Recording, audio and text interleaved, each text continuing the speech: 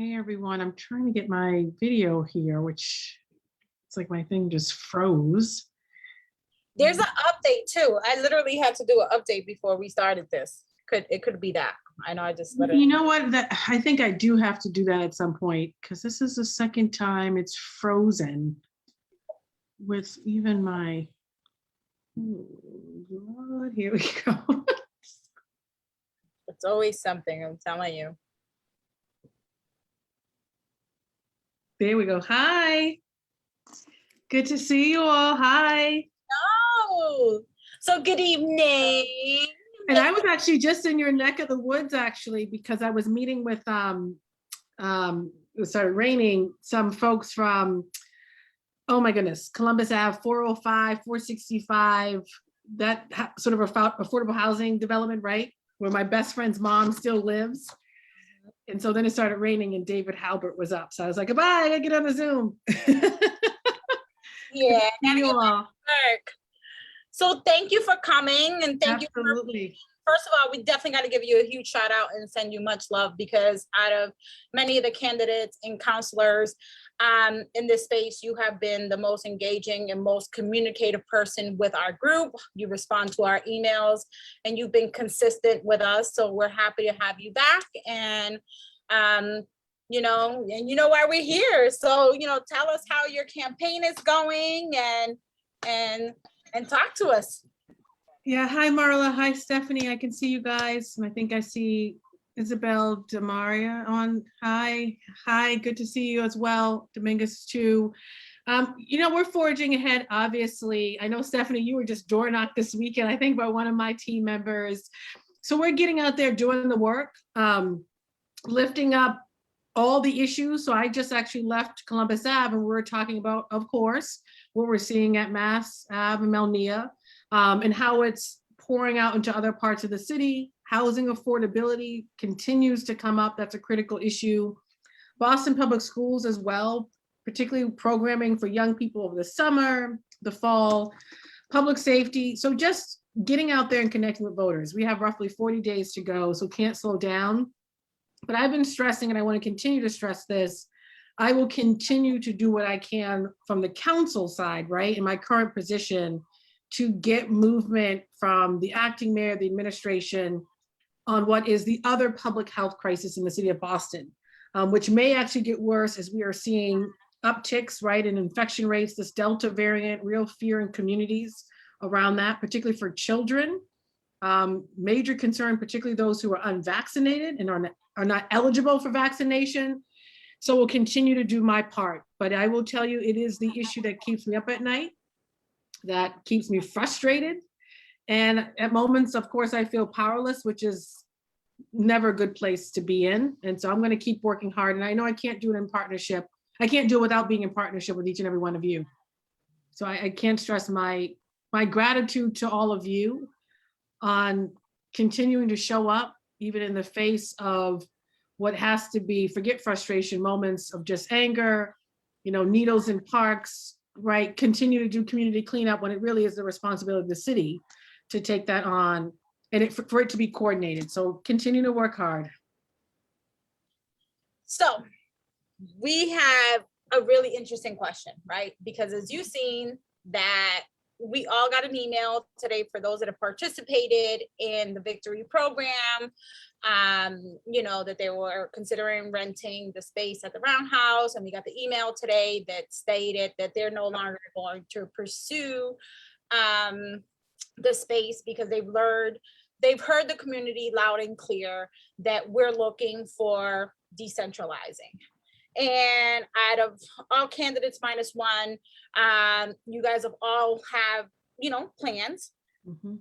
What is your sense of urgency if you get elected as a mayor in really working towards decentralizing the services on Mass and Cass, so people like Domingos de Rosa, who has a football program in that location, can actually use the program to mm-hmm. have our youth play football. So can you tell us what are we going to do about decentralizing services?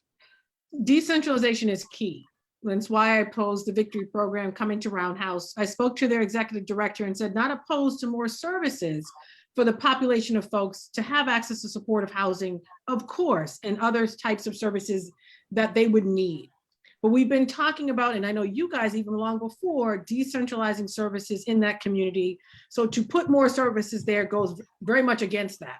So it was firm in my response to say, no, absolutely not. The second piece, though, is a few things.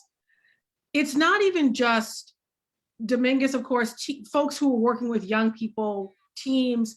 It's now more and more employers in that area. We have, the food bank reached out, concerned about the safety of their employees, along with other employers in that area. Sheriff Tompkins, of course, continues to show up with major concerns about what's happening there. Sue Sullivan, the businesses as well. If anything, every single day, the concerns seem to get worse, right? Not better. And so now there are more stakeholders, maybe more so than, say, 6 months ago, that are like, I'm concerned about this public health crisis and public safety crisis, and are calling out for what you've been calling out for a long time, which is decentralized services. I just want to stress, there's a whole bunch of people asking us to do more as the city of Boston. For me, I'll say when we become mayor, because I'm going to put it in the universe, and it's a we, it's a partnership. Many of the ideas that are in the plan that I put forward were from many of you and other stakeholders who are not on the Zoom. So it is immediately implementing those ideas.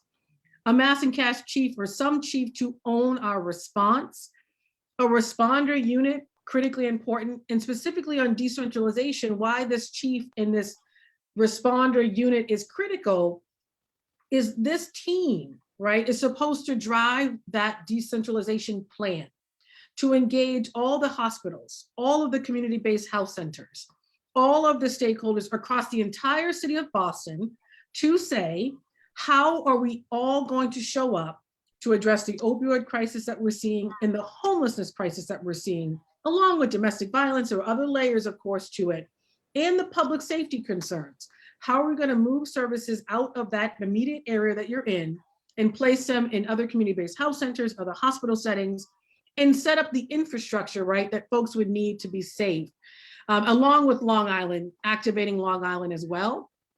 So I'm all for it. I think you have this team working together. You can have a timeline important as to when this will happen. You can have metrics in terms of accountability. You can have deadlines to hold us all accountable to what we commit to. So if a health center, for example, in other parts of the city says we want to set up more services and recovery services and mental health services within our setting, great, we're going to help you as a city get resources and make sure that we bring all resources to bear to make that happen. What is your timeline and what does accountability look like? I think that's also equally important.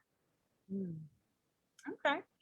I know, Steph, you had some really good questions. I don't know if you want to jump in and ask one of the questions that you have. Sure. So actually, you started answering one of the questions that I had, which was about timeline. And I think that one of the questions that hasn't really been asked to many of the candidates is, all of these candidates have plans on what they're going to do with Mass and Cass, but the big question is, when can residents expect to see some kind of positive result as a result of the implementation of those plans? And not only when can they see it, but how will that be measured? How does your plan, when will it begin? Number one, will it be on day one? And when can residents begin to see the result of that plan? It absolutely will be on day one. But I think why I've been at every Zoom forum in every neighborhood, right? Even if we have a forum tomorrow night that's based in Hyde Park, we've had forums outside of the immediate area, but we know this is an issue that affects the quality of life of everyone in the city of Boston. It affects the reputation of this city. It affects our ability when you think about tourism and drawing people here. That's one of the first things you see when you're driving down 93 or when you're cutting through to go to various destinations. It's unacceptable, along with the fact that it is a public safety crisis. People are dying, right? People are waking up and seeing needles in their parks, on their stoops, along with other unsanitary things. So I've been stressing that no resident should have to wait for the next elected mayor to deal with the public health crisis that is right now. And I can't tell you enough. I'm talking to reporters, those in the media space, and they're saying, oh, what should we ask? What should we focus on? Mass and CAS, accountability, asking the tough questions. Excuse me, administration, what is the plan to decentralize? We put out a 30-day challenge. That didn't come from me, it came from Leon and folks in the community, trying to get creative on pushing them to say, if you're not going to accept my plan and our ideas, well, what's your plan? What's your strategy to decentralize? Putting obviously the victory program in the roundhouse is not the strategy and not the plan. And so calling out, I think the current administration is critical. I keep doing it because no one should have to wait. And yes, in September, November, yes, day one, I'll make it happen, but it really should be right now. And I do think I can't speak to anyone else's plan. My plan, as informed by all of you and so many other stakeholders, including city employees, we put forth ideas that everyone agreed. If we start to implement those things in the immediate, particularly the short-term solutions, we could see an immediate impact. Within 30 days, we could have a feasibility study, of course, on ferry service to Long Island. We absolutely could have a study and the release of a plan on what the current infrastructure looks like on Long Island.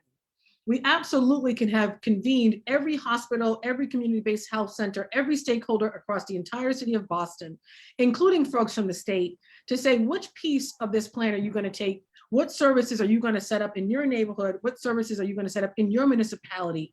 All of that can happen. And I think we would see immediate results in 30 days.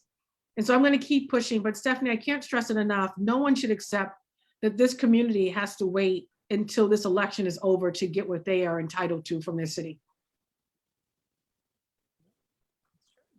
Marla, anyone? Yeah, actually, I had a follow-up question to that. You're answering my questions before I ask them, which is great.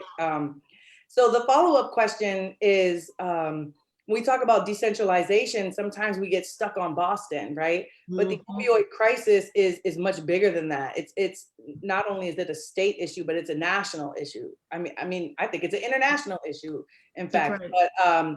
But what are your plans to collaborate with other towns and with the state legislatures to see about how we can truly decentralize, not just in Boston, but across the state, and also in states that may not necessarily have a high population of Black and Brown residents and high immigrant populations. So it's critical that we work with the state, right? We know there's so much data out there in census data that shows that many residents are not from the city of Boston, but they're coming here to try to get supports and services. And I get that. You know, folks who want to seek out help, they want to come. But when you have the concentration as we do, then you also have other folks who are not ready for services show up to do other things. We have an open drug market at different moments we know happening in that area. That is unacceptable. That's no longer public health, that's public safety. And so if we're going to be successful, in my letter to the governor and the mayor, and this was when Marty was still here, was to the governor. This was now, I guess, 6 months ago. It was after the very first meeting with all of you. I said, Governor, this hands-off approach doesn't work. We really have to push other municipalities to step up and to reveal to us this community, okay, community X, what is your plan? Because this is our plan. We're going to decentralize services. This is our timeline. This is our accountability metrics. We're going to create more supportive housing, mental health services, recovery specialists. We're going to engage everyone. Workforce development. What's your plan? How are you going to support the city of Boston? And how are you going to set up infrastructure in your own community for residents that are dealing with this? How might you resource the city of Boston that is bearing the brunt of this, right? So I think there needs to be creative and collaboration. I'll continue to push that. I just met with Senator Collins earlier today, and we were talking about some of his legislation and what, you know, the old Nashua Street Jail and what we could do, Look at me, we could do. I'm already working in collaboration, but he's pushing forth legislation that would make it easier as folks are being sectioned, right? Which is a one tool in the toolkit that we need to use. Those who are going to harm themselves or somebody else, getting sectioned, but also being sectioned for a longer period of time. not just like 20 days, 90-day beds for more women. I would be remiss, right? We just lost Aisha Johnson. That case, I mean, at 5 o'clock, they had a vigil. I know some of the family members, frankly, who knew my twin brother who passed away while in the custody of a state prison. So a lot of trauma is being triggered there for many people. But she was waiting to go to New Bedford for supports and services. And Senator Collins said earlier, what if we had services right here, not near Mass and Cass, but other parts, particularly in existing buildings that could create a safe space that isn't actually, when you walk in, doesn't feel like a jail cell, feels like a place where you could get healing, where you could get recovery, where you could deal with trauma. So he is obviously pushing some creative ideas on the state side, and I think these things should be embraced. And I know Councilor Baker has been pushing a lot of these things for a long time too, particularly the section beds and those being for longer periods of stay. I've learned a great deal from him over the years related to that. So it has to be in collaboration. And I know there are folks right now at the State House who want to be doing this work and who have legislation to get it done. Domingos, you want to jump in? Yeah, I'm actually gonna give the mic to this young guy right here standing behind me. Come on in. Take a knee. Hi, you guys. Hi, What's your name? my name is Jamal. Miss Hi, Jamal. I'm 14 right now. I've been Young coming to and this- fabulous. Yeah, I've been coming to this field for like about 9 years. So I've been here a lot, especially with this dude right here. Basically, since I was like 3 years old, been coming here. So basically, we're all like drug use and all that, and people being using and all that. I've been seeing it since I was young, so it's kind of crazy. So So what's your ask? you know, really all I asked for is that just make it better, basically. Like with parks and stuff. I got a brother right here, and I also have one that's, I don't even know where he's at, but he's just chilling with my mom. Hi, Yeah. you guys. And basically all I wanted to be is safe for them, because there's people that leave needles and stuff like that out. So when they're playing, they can see a needle and be like, hey, and play with it, and then end up hurting somebody else. And yeah, That's it. and then that's really all I want. So, again, And you should have that, Jamal. Counselor, this has been a neglect on the city's behalf for a little way too long, and it's impacting our mental health as a community, especially the ones that sit on the perimeter of Mass and Cass, and the kids who live in this community have gone on long enough, including yourself, growing up only a few feet away, that this has taken away a generation of our young people, especially the Black and brown kids in Boston. So what we're asking is a more inclusive plan where the folks who actually live here are not left out. As you might have read in the Herald from last week's Friday night meeting behind closed doors, it's been a lot of that. We as constituents, we as residents, we as taxpayers, we're asking for our leadership to actually be that, to include all walks of life when it comes to the conversation of our communities. So, Right. sitting here as a coach, I had 300 kids in my football program, the Boston Bengals. We're down to maybe about 40 kids because of what we're dealing with here at Clifford Park. So we're asking for a bold leadership that's not only going to take it to the governor's desk, but take it to the Congress that oversees the United States, because this issue here, there's tons of funding for these nonprofits, but there's no mental health for the people in the community. There's no services for our children in school. We don't even have DARE programs in our BPS schools that surround Mass and Cass. So these kids can understand that it is a disease. So they're not being labeled and considered to be the same. In my community, folks are still being called fiends. Folks are still being called drug users. We're not being sensitive to our own community. So we have to make sure we instill what we need in our children. Because me as a father, I'm tired of seeing my children see the same thing that I grew up watching. And this is something that we can change as a city. That's right. Domingos, thank you so much. Jamal, thank you. I was welling up in a little bit of tears. I'm gonna lie. I know we on Zoom. Thank you. No, thank you, because I have 2 boys as well. And we live in Mattapan now, but when I grew up in the South End in Roxbury, we didn't have much, right? We were very poor, but we didn't have what you guys are dealing with, and that's just unacceptable. It's supposed to get better for the next generation, and then after that for the next generation and the next generation. And it's unacceptable right now in the city of Boston that you guys have to deal with that. And so I'm going to keep stressing that there's more to be done. And again, it goes back to your point, Stephanie, not for this next election right now. And so I appreciate you sharing the story. And Dominguez, you know, appreciate you all day, every day, and the work you do with our young people. I can't stress that enough. Okay, I'm going to stop because I'm going to start crying. And you all look so handsome. So there's a question, I want to grab this question. She's Patty Ann Donovan from South Boston.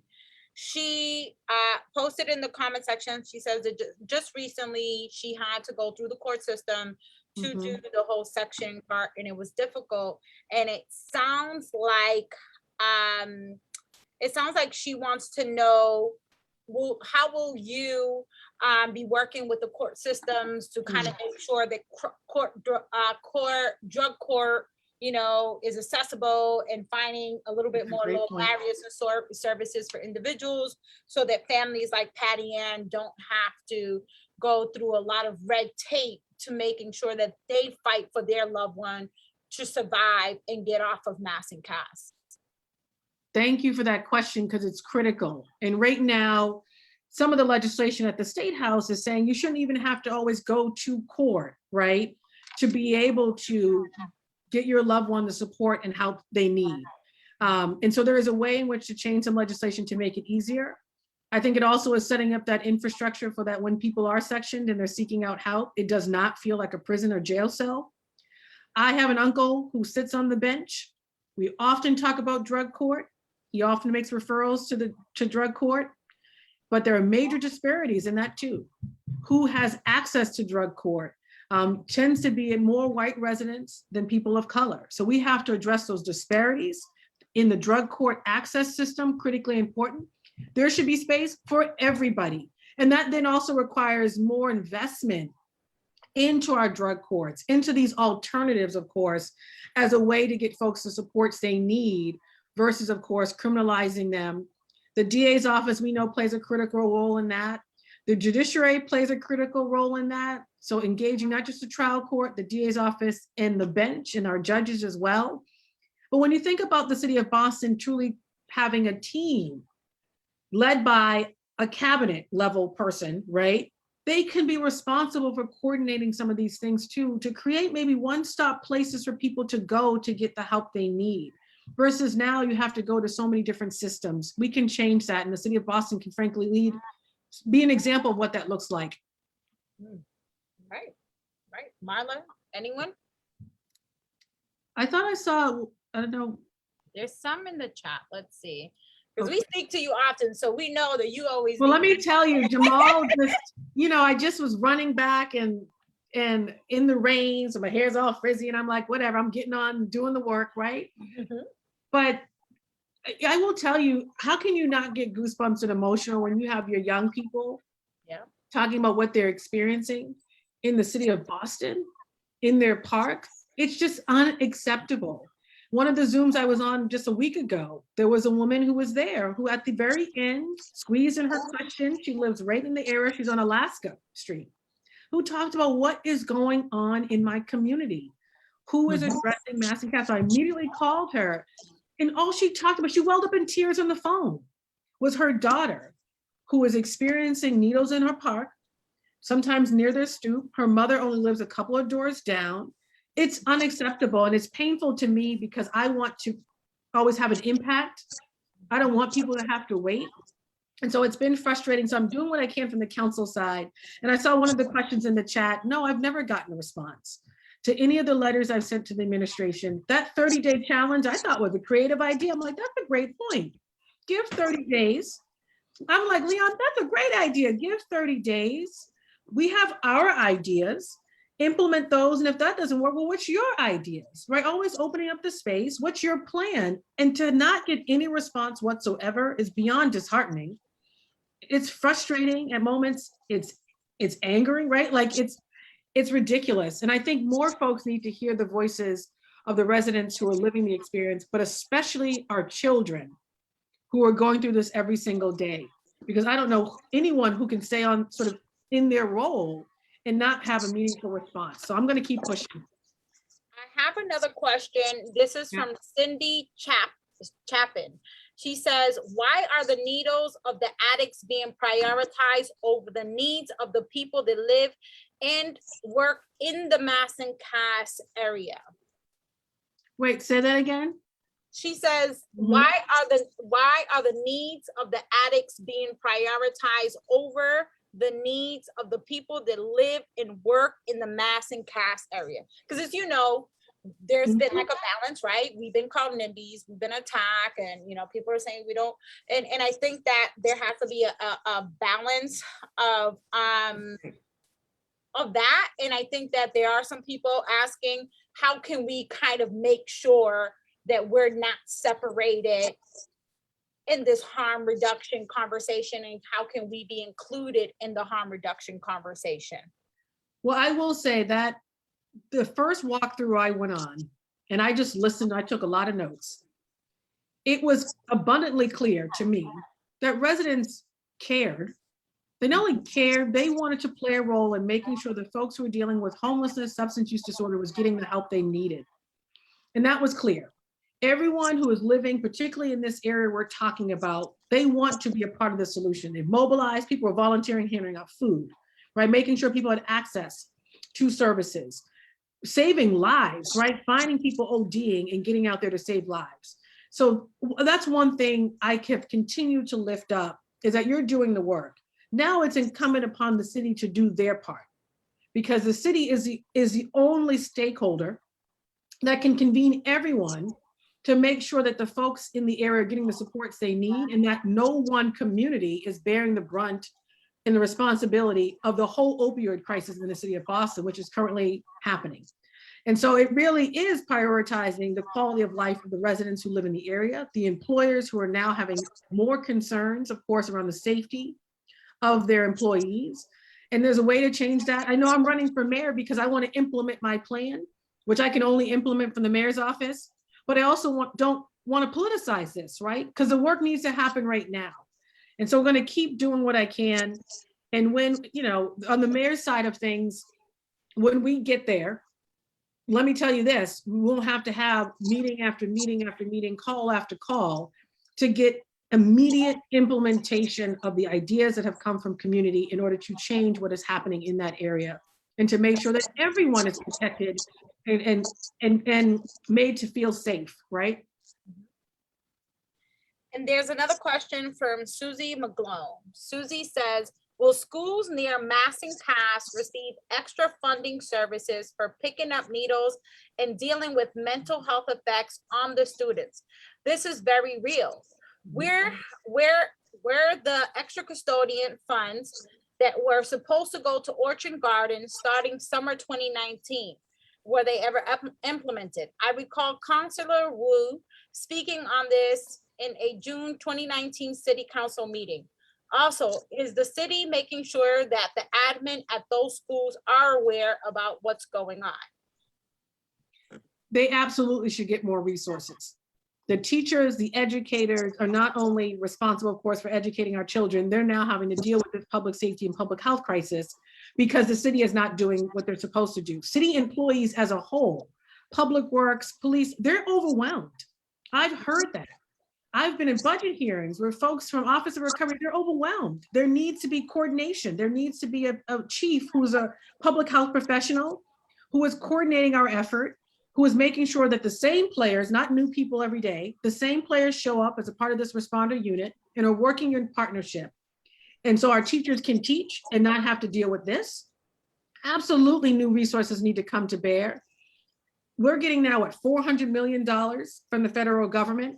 There's more than enough resources to make sure that schools in certain communities that are dealing with this have the resources they need, and we can get that to folks in the immediate.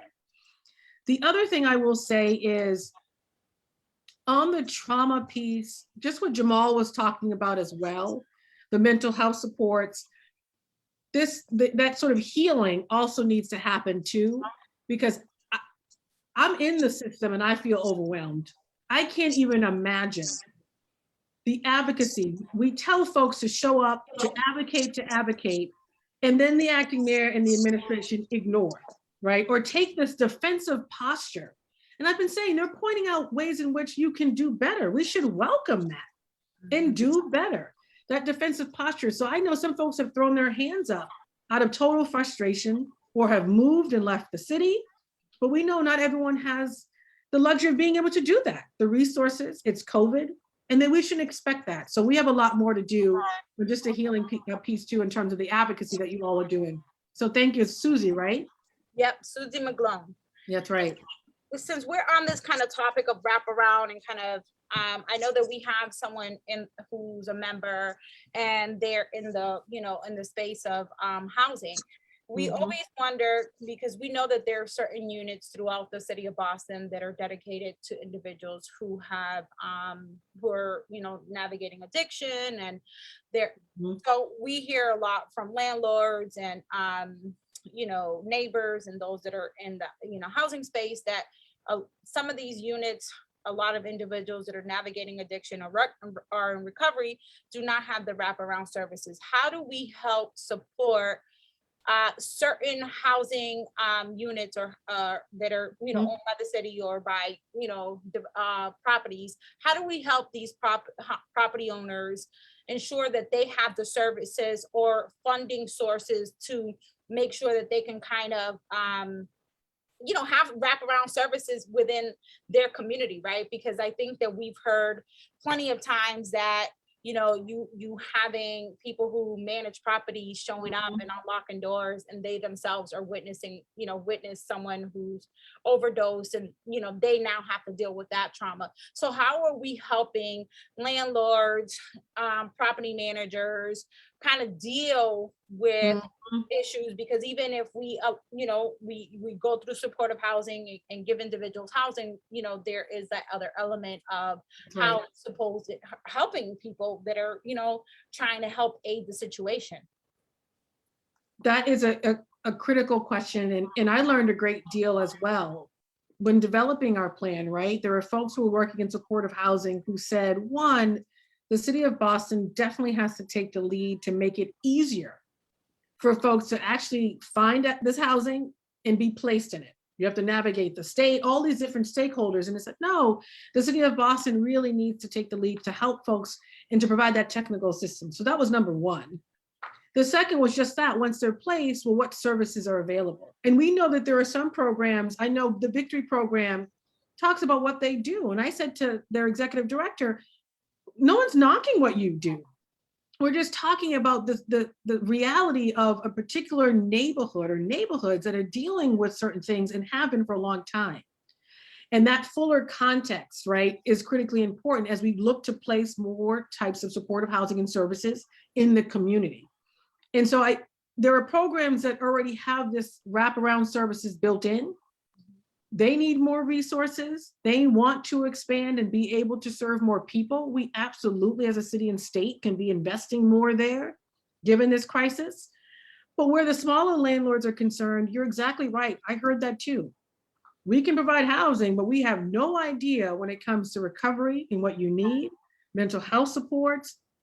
If you are peeling it apart, there are folks who are obviously homeless and dealing with substance use disorder who are domestic violence survivors. We had landlords say, we don't even know where to begin with that. We know it shouldn't be a police response. So there are other layers too, but we can set it up so that some small landlords, for example, that might have the housing stock. Great. How do we then connect you to the programming that is necessary? There are partnerships and ways in which the city can facilitate that if we think outside the box. And if we sort of all get on the same page with respect to all of that too. And I've done a lot of the work, particularly when dealing with domestic violence cases, and learned a great deal that you absolutely need to, when addressing, say, homelessness and placing someone who is a survivor, they need all of those wraparound services. Many come with children, right, as a part of their family household. That's additional layers of support. There are some great programs that are doing this, including right in my district, that need greater supports. And there's a way to fund that. And particularly right now with COVID, We're seeing upticks in various ways in certain types of cases. It's critical that we make those investments now. Stephanie, I know you have a question. Yeah, I'll jump in with a question. So we know with the issues surrounding mass and CAS that there are many opposing viewpoints. Naturally, with hot topics like this, people are going to have viewpoints based on their own experiences. And one of those has to do with police reform and criminalizing drug use. And criminalizing not just drug use, but some of the crimes that result from drug use. Mhm. And so one of the things that we hear from residents in the area and some members of this group who are residents of the area talking about an uptick in crimes, many crimes that you can imagine, assaults and some petty crimes, some more serious than others, some even murders. Obviously, we would criminalize those. But some people believe that those crimes shouldn't be prosecuted, that individuals should be getting help, they should be getting services. And others believe that at some point that those crimes need to be criminalized, those people need to be penalized for those crimes, because at the end of the day, residents are being affected. So I'm not going to say whether one is right or wrong, and I don't think anyone really can. That's But right. what is your That's stance right. on that? Because if you, That's right. when you become mayor, well, I guess we'll put that in existence for you, right? There we If you go. become mayor, what is your position on that? Because you may have to face that reality. And it's in many ways already happening, because I actually have residents who come to us, I'll say, right, in confidence and don't want to necessarily have their cases out there, but who are looking for supports, or family members who said, my son just got arrested, Andrea, and he or she or they are dealing with substance use disorder, and that this is related to that. So how do we get them the supports they need? One, the DA's office plays a critical role. And I know Rollins obviously is up for this nomination, but I think has been at the forefront along with her office of saying, we do not want to criminalize folks who we know based on medical records, based on how they show up, how they present, et cetera, need help and need support because they're dealing with a substance use disorder issue, and that they deserve to get the supports they need. Of course, it depends on the magnitude of the case. It depends on how many times have you been in the system, have you been sectioned, what is it? So it depends on the nature of the case. And I think at the end of the day, though, what's critically important to me right now is the majority of folks are coming in contact with need help. And we are so behind. And I always put myself in the we, because I like to say we all can do better, right? But the city is so behind in getting that support out to folks in a coordinated way, that the longer we drag our feet, the longer I say the acting mayor and the administration drag their feet, the more it becomes a public safety crisis. I have talked to folks at the Gavin Foundation, folks who've been doing this work for generations, and who have said, let's not be naive. It's no longer just a public health crisis. You have human trafficking, sexual assault, murder, stabbings, homicides. That is happening. That's public safety. Those are major concerns. And of course, we want to hold folks accountable. But how do we make sure it doesn't further become a public safety crisis because we're not doing what we need to do on the public health side? And so I am pushing, and have been through the budget hearings and everything else. Is one reason I voted no on the BPS, on the operating budget, to say, administration, acting mayor, you are not doing enough to deal with this. And you have not responded to advocates, not even responded to requests to meet with you directly, which is, I think, absolutely astounding to me. You guys obviously have the ideas. You all have ways in which you want to continue to be supportive and partner with your city. And so that is just, for me, unacceptable. And I think that's what we have to focus on. How do we get this right so that it does not further turn into a public safety crisis in the city of Boston? I know Marla has a question. Hi, Marla. Hi. I keep shutting my camera off because it's fat fingering this button. My question is a sort of a follow-up to that. I don't disagree with DA Rollins's policies regarding not necessarily charging every single person. But what seems to have happened is that there's now a disconnect between her office and the police, where her concept was, we don't charge people for the first offense, we give them a second chance with the hope that being given a second chance will make them reconsider their choices. But what seems to be happening is that they're never getting to the second chance because they're never being arrested in the first place. And everybody likes to say we can't arrest our way out of this, and I agree with that 100%. But if you aren't arrested and brought up, and then someone gives you this get out of jail free card, like here's a one-time pass, don't blow it, you can never get to the second chance if you haven't had the first one. And nobody seems to want to have a conversation with the police, and I don't know who else would need to be involved, Sheriff Tompkins, the DA, everybody, to be like, okay, this is what we want to do. And how do we go about doing it? Because we've met with the police a lot of times, you know, mostly friendly. And their attitude seems to be, well, she's not going to prosecute them anyway, so why should we bother arresting them? It's not worth the paperwork. And so- I've heard that too, and that's just unacceptable. Because right now, and occasionally, if I'm coming, say, from downtown, I won't take 93, I will drive through community. And I'll stop. And what you see at certain hours is public safety, is a crime that people should be arrested for. And I've heard the DA's office say the same. Certain types of activity, absolutely, they need to be arrested. It's as simple as that. I mean, if someone is stopping, open up their trunk and unloading drugs for an hour, closing it and getting in their fancy car and driving off, I'm sorry, where is that enforcement? And I would like to think the police working in partnership with the DA's office would make sure those folks are held accountable. And that's what some folks, of course, are complaining about, right? This is not just public health. Those are public safety crises. Those are crimes. Sexual assaults, human trafficking concerns that we're hearing, major concerns. I think folks are also overwhelmed, including officers who are showing up. Because, and what I get that, we don't want to arrest our way out of the problem. It's okay, we arrest someone who might be dealing with substance use. We let them. This is where we need as a city to be coordinated. And this is where the mayor's office must take the lead. Because if we don't, it will just be this cycle, right? And let me tell you, if you keep showing up, look at how frustrated we are, right? If you keep showing up and you're cleaning up needles in a park, or you're cleaning up the street, or you're cleaning up and making sure it's sanitized because you're cleaning up human feces, right? City employees. At some point you go, okay, what is the larger plan here? What is the vision? What role do I play? How do we each hold each other accountable? The same thing with BMC. I've met with and continue to meet with leadership at BMC, obviously, because of where they're situated. They can do their part. They can't do the whole thing. So at what point does the city take the lead? And I think when we have that leadership from the mayor's office, when we have that leadership from the administration, this will become less of a concern. Because suddenly we could create it so that people won't keep coming back there to commit crimes because they're just allowed to get away with it. But at the same time, our city employees won't be overwhelmed because there will be a plan. There will be a timeline. There will be accountability for everybody.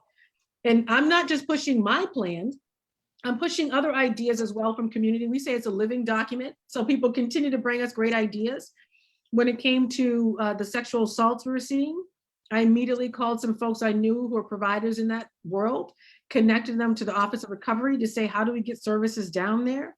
Missing persons, family members complaining about missing persons. Well, how do we make it easier for folks to find their loved ones? So continuing to get ideas from community on ways to solve for these issues, but at the same time, we're watching it get worse because there's no leadership from the acting mayor and the administration. And that's what's most concerning. Thank you. I mean, thank you, Marla. And then I think that although we know it's a public health crisis and a humanitarian crisis, we also haven't even talked about the environmental part. You know, many of us have observed the Boston EMS dump crystal meth that was found on an individual who was having an overdose into our sewer system.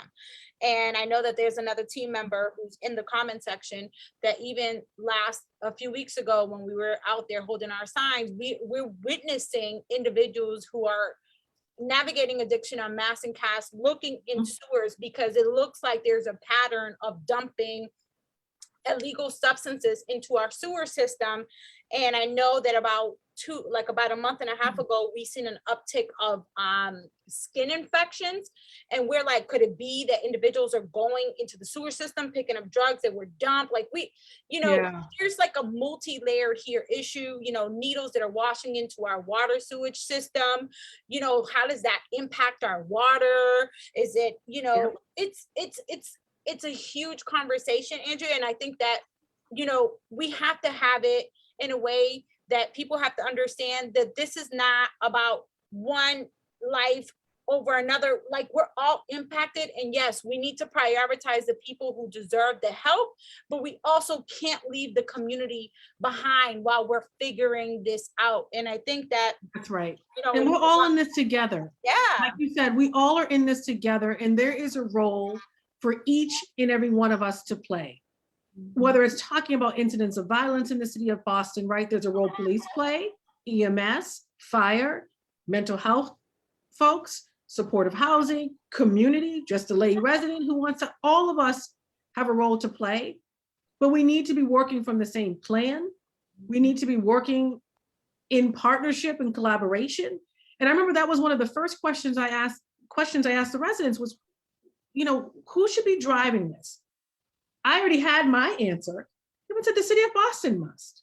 Ask folks in the healthcare space. The city of Boston must. The mayor's office.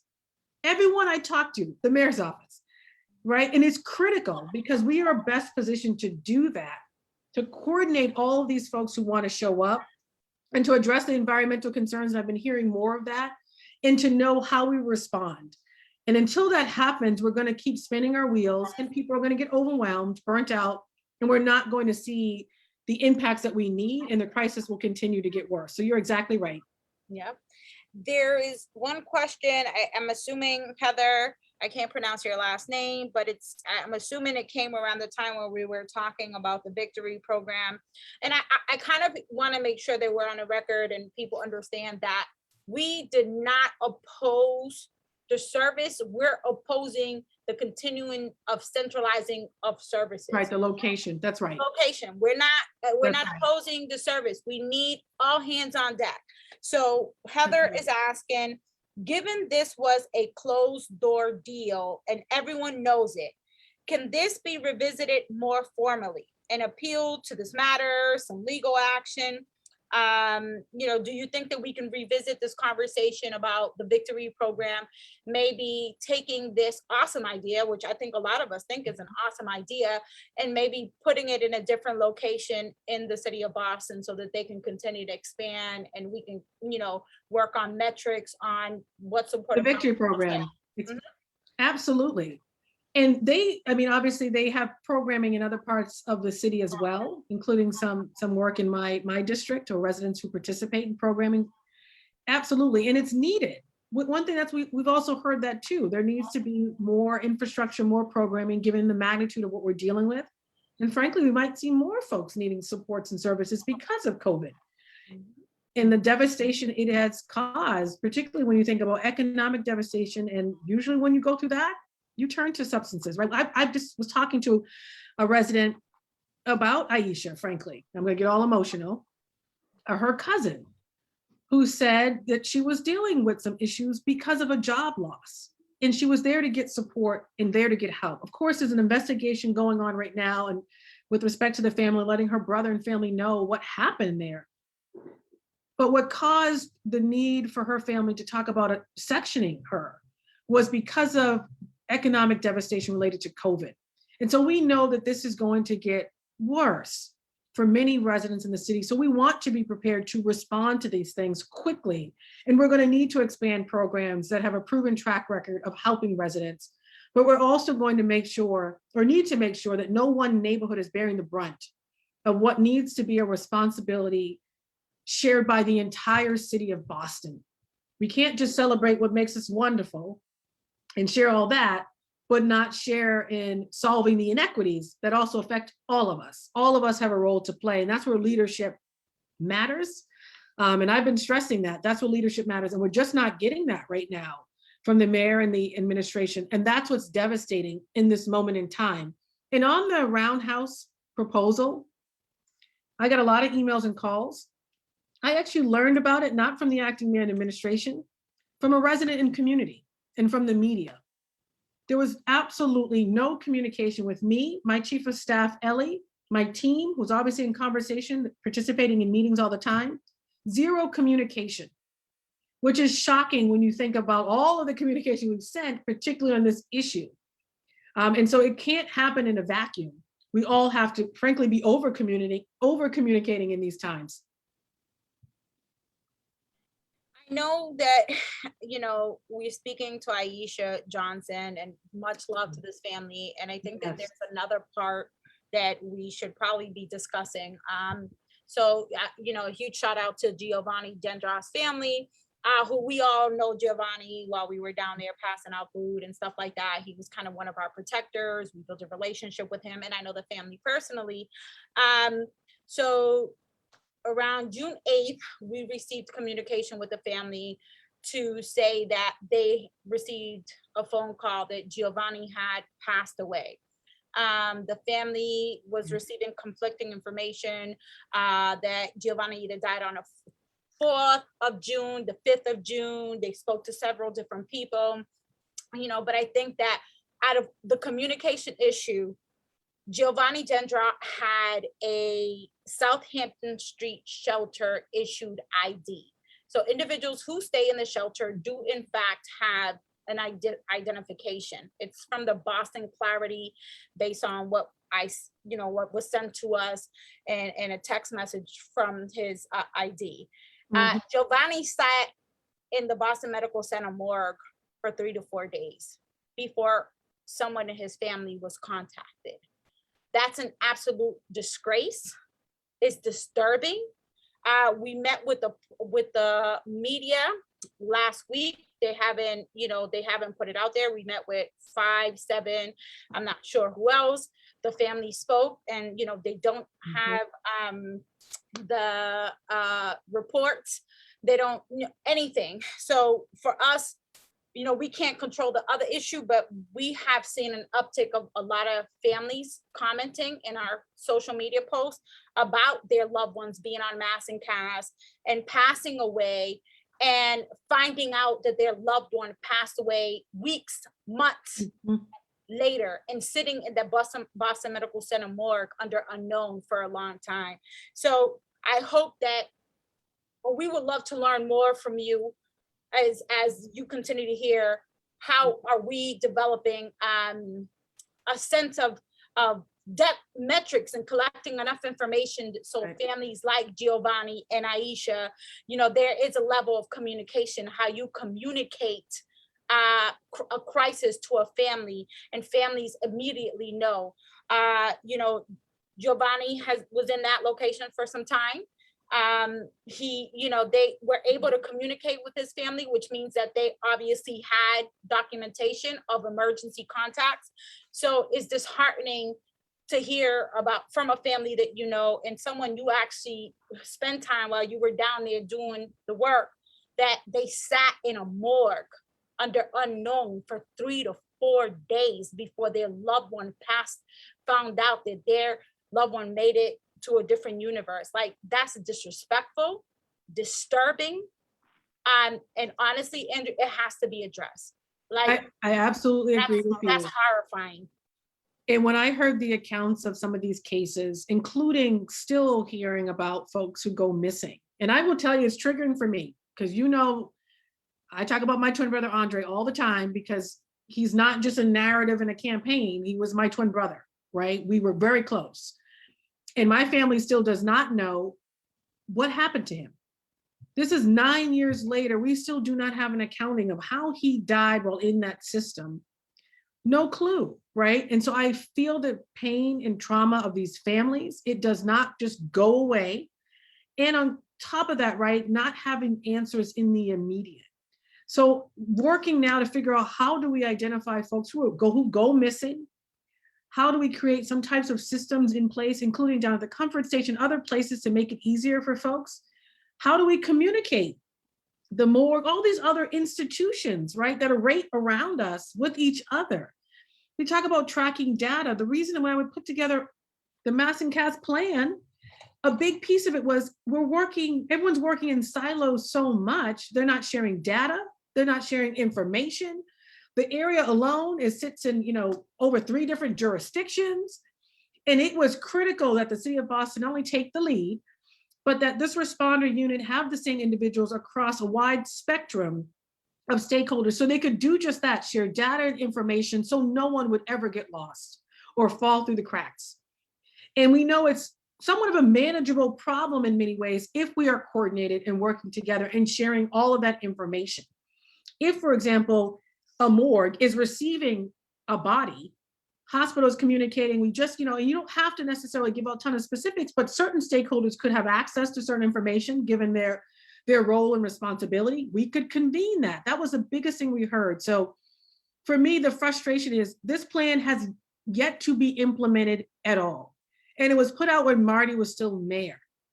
So you can only imagine how angry I get, it's going to be very frank, when I have more people come who text or call because they are missing their loved one, or volunteers who are going out and serving food and still can't find the person they talked to last night, and other folks, have you seen such and such? No, I haven't. Have you? It's unacceptable. And I can't stress enough pushing the acting mayor to implement this plan. And if it's not a good one, well, then come up with your own ideas and implement that. I think it's a great one, but I can't stress from where I sit, if I could implement it yesterday, I would have. And we'd be having a different conversation on this Zoom, and we'd be rolling up our sleeves, continuing to work in partnership. But where I sit, I can't implement that plan.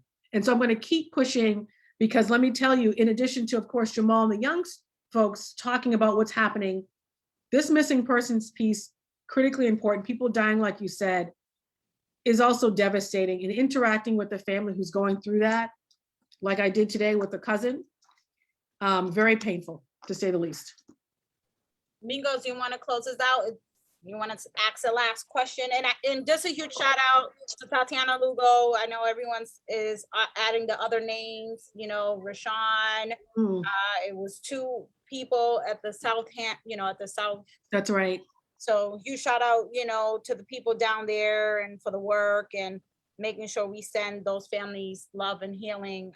And definitely, hopefully they get answers, and maybe we can help bring some closure to Giovanni's family about Absolutely. how she died and who found him. And, he wasn't an addict. So how do we determine who's an addict on Mass Ave and who's home? You know what I mean? Like there's a lot to unpack there. Go ahead, D. Where are you? Hold on, bro. Okay. So, hi guys. I've been listening. I was breaking down practice and getting some of these young folks home. So listening to the conversation, and I want to bring this to light. Recent articles have put the Black male at the top of the list for overdoses here in Boston. We've had 69% increase in the Black community in overdoses related death. I like to know exactly what are you and your plan going to do specifically, along with the other issues that Black males face here in Boston, from the gun violence, from the racial profiling, from the systematic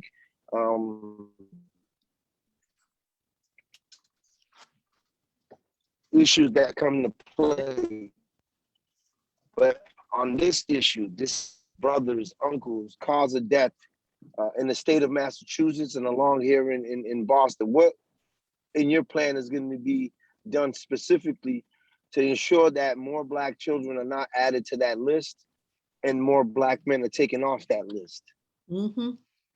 Thank you for the question. This was actually a part of a Zoom. There was another Zoom meeting maybe last week where the focus was just that, Black men and boys, and brown men and boys too, but specifically on the opioid crisis. I lifted up another reason why we need to step up what we are doing in this city is because we know disproportionately who is being impacted. And that study came out, of course, the Globe article came out and other articles as well.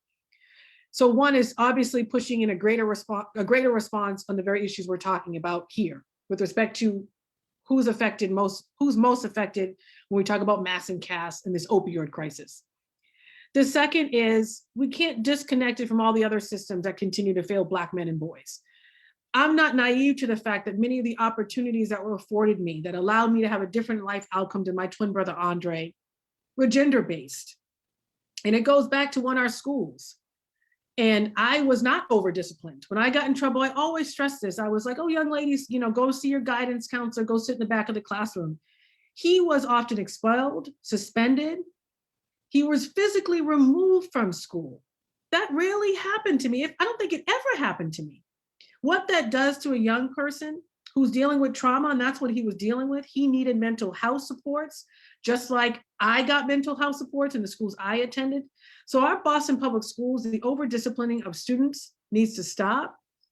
The substantially separate classrooms disproportionately with Black boys needs to stop. I've seen it firsthand as an education attorney representing students at the Ed Law Project. I'm going to shout out my previous organization because they are still doing the work. They're on the front lines.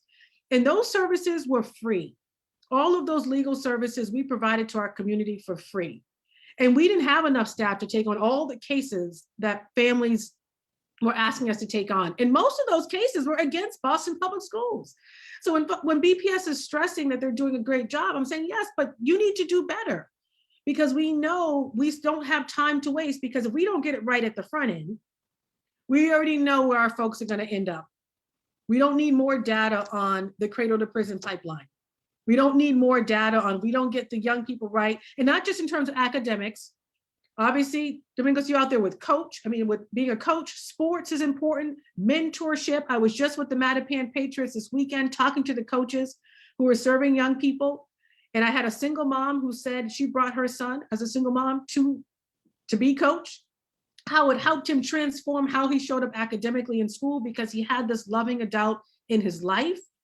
Jobs, youth jobs, critically important. All the things that I had, making sure all of our young people, particularly Black boys, get in the city of Boston. We do that at the front end. We have less work to do at the end.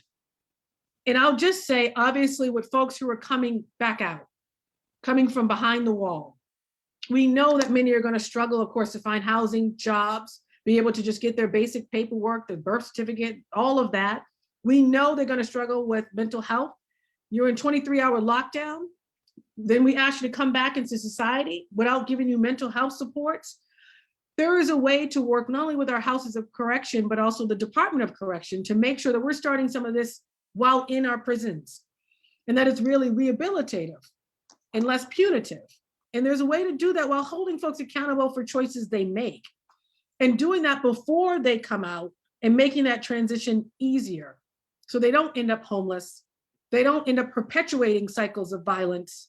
They don't end up being poor, of course, and without anything. And we know, I can't stress this enough, I've seen it firsthand. I lift up the fact that everything I do in this political space, and it's a hard space to be in, is to break these cycles of criminalization, poverty, and trauma for our families.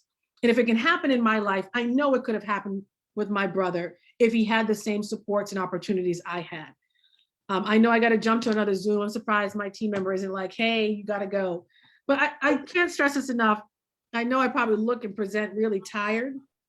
I think just today of all days, besides the fact I was running out of the rain, I'm emotionally drained.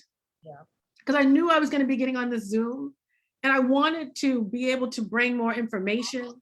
I wanted to bring productive updates. I'm so tired of hearing from young people about needles and residents and whose parents are dealing with needles on their stoops, who are seeing all kinds of illicit activities in their communities, sexual assault, missing persons, people dying in prisons who are being sectioned, all of that. Enough is enough. But I can't stress this enough. I am so grateful to each and every one of you for the organizational work, for continuing to show up. I can't even imagine how frustrating it is. But most importantly, to work across various demographics in your own community.